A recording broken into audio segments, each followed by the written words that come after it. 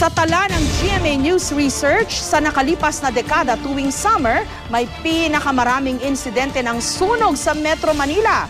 Kahit pa umpisa ng fire prevention ang buwan ng Marso. Sa Makati, March 1 pa lang, meron ng sunog agad.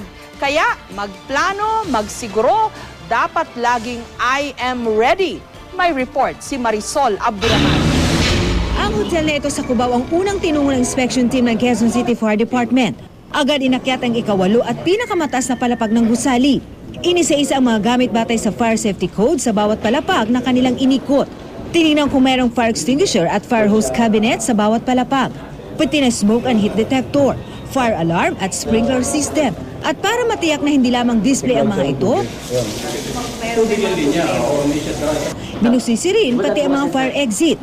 Maayos naman daw ito ayon sa QC Fire Department, pero kailangan daw palitan ang karatula. Yung exit sa hindi nakikita, kaya kailangan palitan mo siya talaga ng may ano.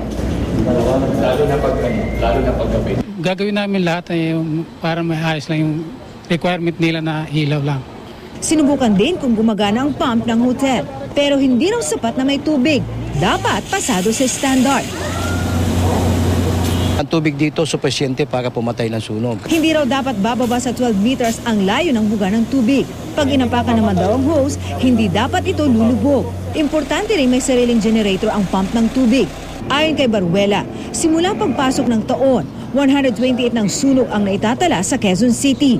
Kanina nga lang, isang nasusunog na bahay ang bumati sa unang araw ng Fire Prevention Month. Sa kuha ng Youth Scooper na si Leonard Veloria, kitang nasusunog ang bahay sa Adalia Street, Barangay Guadalupe Viejo sa Makati.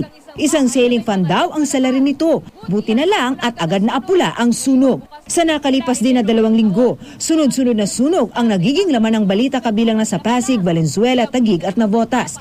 Nitong nakaraang taon, halos 9,000 sunog ang naitala. Mas mababa kung ikukumpara sa taong 2010. Ayon sa Bureau of Fire Protection, karaniwang electrical ang pinagmumula ng sunog. Wala pa malimanda ng mga sunog na naitala sa Metro Manila ngayong taon.